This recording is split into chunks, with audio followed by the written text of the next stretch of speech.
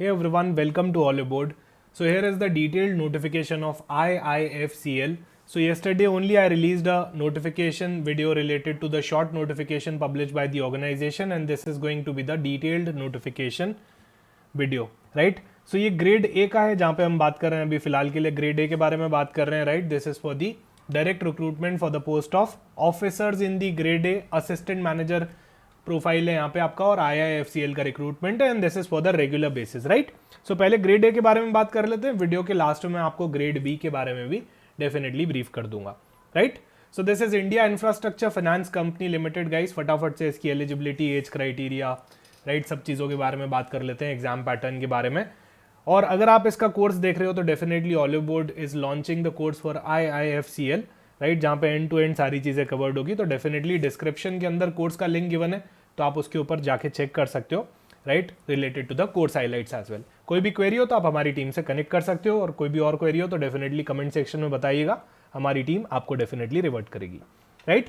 So guys this is a wholly owned subsidiary of government of India. तो government of India इसका 100% of the equity share capital control करती है, तो ये government of India की organisation है, right? ये लॉन्ग टर्म फाइनेंशियल असिस्टेंस देती है इंफ्रास्ट्रक्चर प्रोजेक्ट्स को, long term loans and advances देती है for the financing the infrastructure projects, right? तो यहाँ पे पूरा मोड ऑफ एप्लीकेशन आपका कंप्लीटली ऑनलाइन ही होने वाला है, तो आप चालू कर सकते हो अप्लाई करना, क्योंकि 18th ऑफ मार्च से, कल से ही ये चालू हो गया था. हालांकि कल इसकी साइट डाउन थी. So the opening of the online registration starts from 18th of March 2026 and the last day will be 10th of April, ठीक है? टेंटेटिव इसका एग्जामिनेशन मई या जून में होने वाला है. अगर एग्जाम मई में हुआ तो इसका जो रिजल्ट आने वाला, जो इसका इंटरव्यू होने वाला है, वो जून में होने वाला है नेक्स्ट मंथ, और इसका रिजल्ट कब आने वाला है? जुलाई में होने वाला है, राइट? सो एक एक महीने का गैप है. अगर एग्जाम आपका मई में होता है तो आपका इंटरव्यू जून में होने वाला है, और आपका रिजल्ट कब आने वाला है? जुलाई में आने वाला है. अगर एग्जाम ही जून में होता है तो फिर आपका इंटरव्यू जुलाई में शिफ्ट हो जाएगा, और आपका फाइनल रिजल्ट अगस्त में होगा. तो these are the tentative months which have been posted in the notification. Exact dates कहीं पे भी नोटिफिकेशन के अंदर नहीं है. पढ़ना चालू कर दो, एग्जैक्ट डेट्स का वेट करने की नीड नहीं है, राइट? नंबर ऑफ वैकेंसीज की अगर मैं बात करूं तो अभी मैं सिर्फ ग्रेड ए की बात कर रहा हूं. ग्रेड बी की लास्ट में बात करूंगा.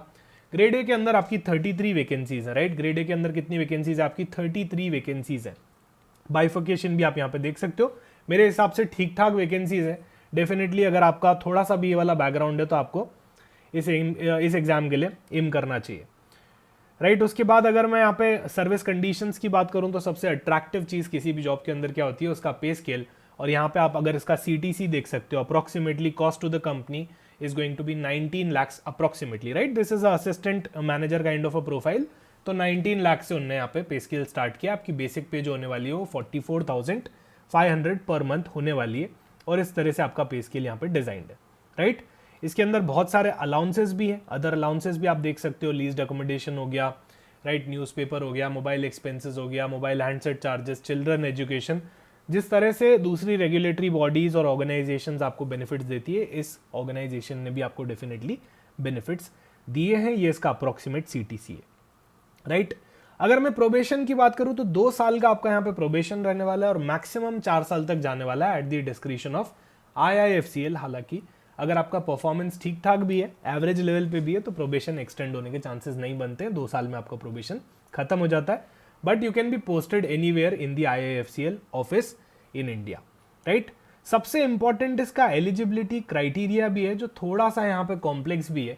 सबसे पहले तो आपकी एज लिमिट जो है, आप कम से कम 21 ईयर्स के हो, और आप ज़्यादा से ज़्यादा 30 ईयर्स क्रॉस नहीं कर रहे हो, right? Must not have attend the age of 30 years on 28th of February 2026. तो 28th ऑफ February 2026 से पहले, राइट, आप अगर 30 के हो जा रहे हो तो दैट विल बी डिफिकल्ट. अगर आप 30 के अंदर अंदर हो, 28 February 2026 से 28 February is the cut off date year, right? So आप एलिजिबल हो यहाँ पे. तो 21 मिनिमम एज हो गई, 30 मैक्सिमम एज हो गई, राइट? ये इसका एज लिमिट क्राइटेरिया है, ओके, जो कि बहुत ही सॉर्टेड है एज लिमिट क्राइटेरिया की. बट अगर मैं एजुकेशनल क्वालिफिकेशन की बात करूँ तो यहाँ पे आपको assistant manager graded generalist stream के लिए, अच्छा, ये 33 के अंदर भी एक ट्विस्ट है कि 31 तो जनरलिस्ट की पोस्ट है ग्रेड ए में, और बची हुई 2 पोस्ट जो है वो assistant manager grade A environment and social safeguards की है, जो सिर्फ 2 पोस्ट है, राइट? तो मुझे लगता है यहाँ पे ऑलमोस्ट सभी जनरलिस्ट पोस्ट के लिए ही इंटरेस्टेड होंगे जो भी ये वीडियो देख रहे हैं. Most of the I will say 99.99% of the students who are watching the video, आपके पास पोस्ट ग्रेजुएट डिग्री होनी चाहिए। और पोस्ट ग्रेजुएट ऐसी वैसी नहीं, 2 साल ड्यूरेशन वाला। अगर आपके पास डिप्लोमा भी है तो भी आपके पास 2 साल वाला ड्यूरेशन होना चाहिए। अगर पोस्ट ग्रेजुएट नहीं है या फिर पीजीडीएम नहीं है, कोई बात नहीं, पीजीडी नहीं है तो फिर आपको बैचलर्स डिग्री होनी चाहिए लॉ के अंदर, एलएलबी, राइट, या फिर बीए एलएलबी हो 5 साल वाली। वो भी नहीं है तो चार्टर्ड अकाउंटेंट हो, कंपनी सेक्रेटरी हो, सर्टिफाइड मैनेजमेंट अकाउंटेंट सीएम है जिसको हम आईसीडब्ल्यूए भी बोलते हैं, या फिर बीटेक और बीई हो तो भी चल जाएगा, राइट। ये इसका एलिजिबिलिटी क्राइटेरिया है।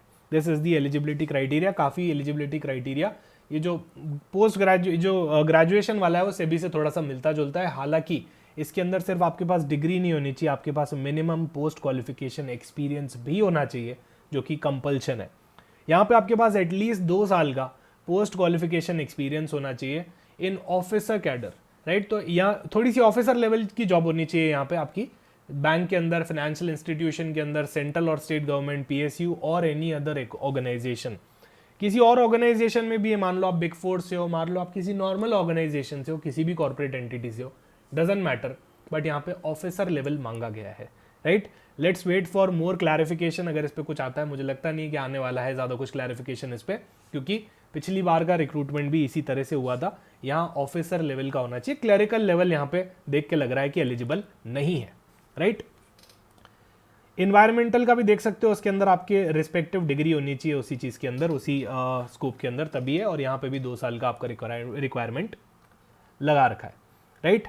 सिलेक्शन प्रोसीजर की मैं बात करूँ तो ये सिर्फ 2 फेजेज है यहाँ पे। जनरली एग्जाम्स के अंदर 3 फेज होते हैं, राइट। आपका फेज 1, फेज 2 और उसके बाद इंटरव्यू। यहाँ पे 2 ही फेजेज हैं, जिसके अंदर से आपका पहला फेज तो क्या आ गया है, एग्जामिनेशन, जो कि ऑनलाइन एग्जामिनेशन रहने वाला है, एमसीक्यू बेस्ड एग्जामिनेशन रहने वाला है 200 नंबर का।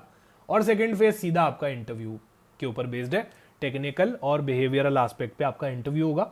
That will be your phase 2। और फेज 1 आपका सिर्फ एक एग्जाम है, तो आई कैन से दैट ये सिर्फ एक एग्जाम है, इसको आपको क्लियर करना है, आपको इंटरव्यू देना है और जॉब आपको यहाँ पे मिलेगी। सो फेज 1 के अंदर अगर मैं ऑनलाइन एग्जामिनेशन की बात करूँ, 200 मार्क्स का एग्जाम है, एमसीक्यू नेचर एग्जाम है, राइट।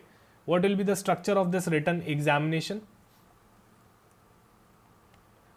यहाँ पे आपका टेस्ट 1 और टेस्ट 2 के अंदर ये डिवाइडेड है, राइट। टेस्ट 1 और टेस्ट 2 के अंदर डिवाइडेड है। तो टेस्ट 1 के अंदर आपसे reasoning, quant, English, current affairs specifically related to financial sector पूछा जाएगा।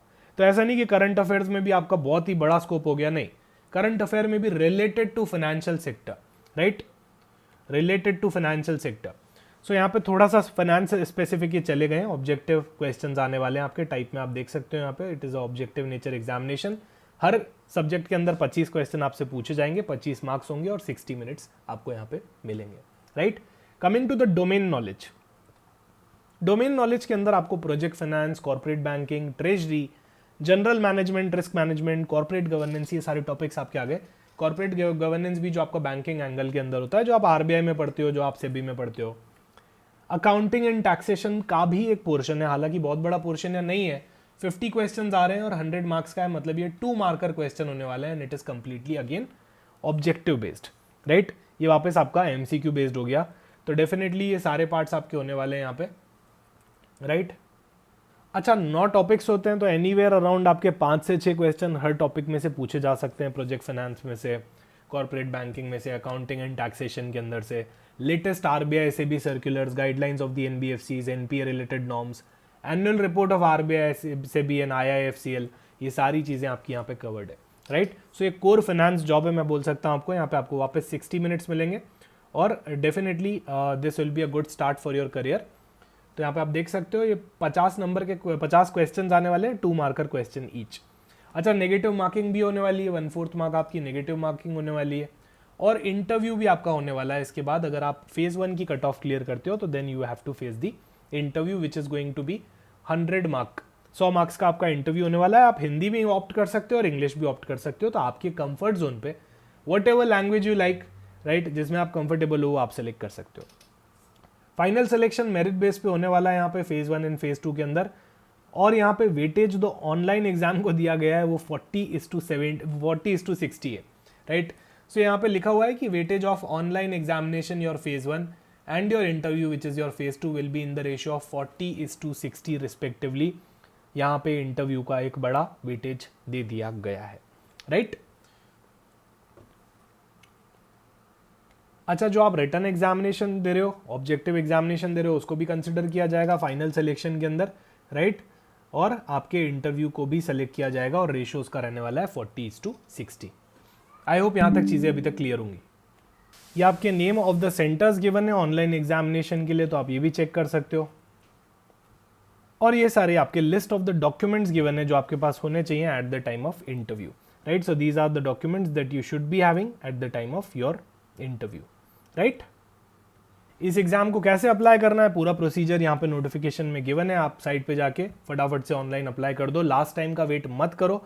अगर कोई कोर्स देख रहे हो तो definitely you can check out our course as well, जो हम ऑलिव बोर्ड पे दे रहे हैं। एंड टू एंड आपकी यहाँ पे सारी चीजें कवर्ड है, right. You can check that course in the description, link is given. Now guys, coming to the minimum education qualification, कुछ क्लैरिफिकेशंस जो मैं आपको यहाँ पे पहले ही एडवांस में दे देता हूँ।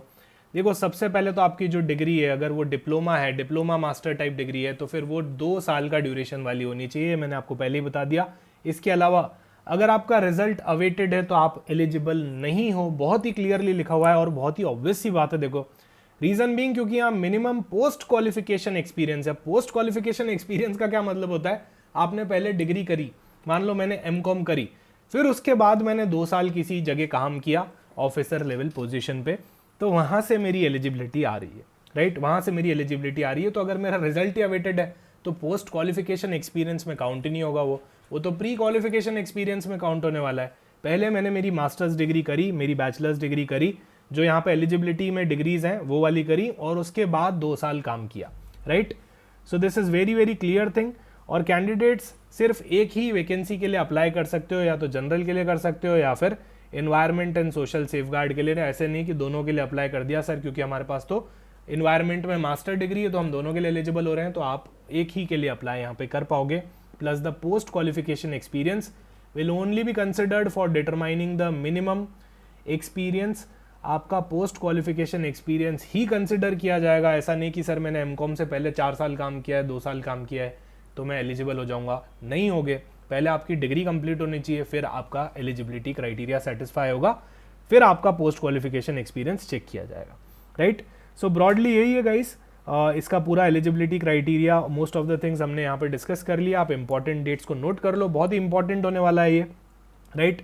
वैकेंसीज ठीक ठाक है, बुरी नहीं है मेरे हिसाब से। Plus pay scale is not again bad, 19 lakh आपका यहाँ पे CTC होने वाला है, and this is a good organisation for sure, right. So ये आपका ग्रेड ए के बारे में। और ये आपका ग्रेड बी का नोटिफिकेशन, राइट। ग्रेड बी के अंदर भी आई है। ग्रेड बी मैनेजर लेवल था, ग्रेड ए जो है वो असिस्टेंट मैनेजर है, तो ग्रेड बी जो है वो मैनेजर लेवल की पोजीशन से स्टार्ट होता है। सेम डेट्स है, राइट। इन्हीं डेट्स पे आपका एग्जामिनेशन होने वाला है। हालांकि यहाँ पे सिर्फ 4 वैकेंसीज ही आई है, राइट। तो मैं शॉर्ट में इसको डिस्कस कर लेता हूँ। जो कोर्स है आपका वो ग्रेड ए के लिए ही लॉन्च हुआ है। अगर आपको कोर्स देखना है तो डेफिनेटली आप चेकआउट कर सकते हो डिस्क्रिप्शन पे जाके।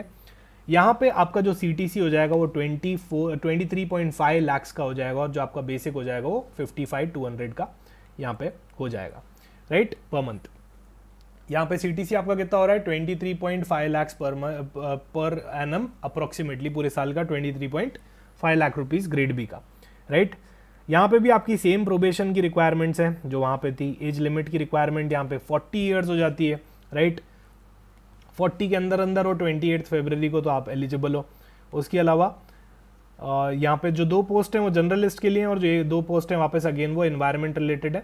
तो यहाँ पे भी एक्सपीरियंस रिक्वायरमेंट्स है। यहाँ पे you need to have minimum 7 years of experience requirement, out of that 2 year should be related into the field of financial sector, banking, financial institution, PSU या फिर रेप्यूटेड कॉर्पोरेट एक्सपीरियंस होना चाहिए, right. तो यहाँ पे 7 ईयर्स का minimum requirement है। Obviously this is a manager level kind of a profile, और ग्रेड ए आपकी असिस्टेंट मैनेजर है तो वहाँ 2 साल, यहाँ पे 7 साल, और यहाँ पे भी 7 साल में से 2 साल आपका रिलेवेंट एक्सपीरियंस होना चाहिए, राइट। यहाँ पे भी डिग्री उसी तरह की आपको पूरी एजुकेशनल क्वालिफिकेशन दे रखी है। तो यहाँ पे मैनेजर और असिस्टेंट मैनेजर में एक्सपीरियंस क्राइटेरिया में फर्क आ रहा है, ना कि एजुकेशनल क्राइटेरिया के अंदर, राइट।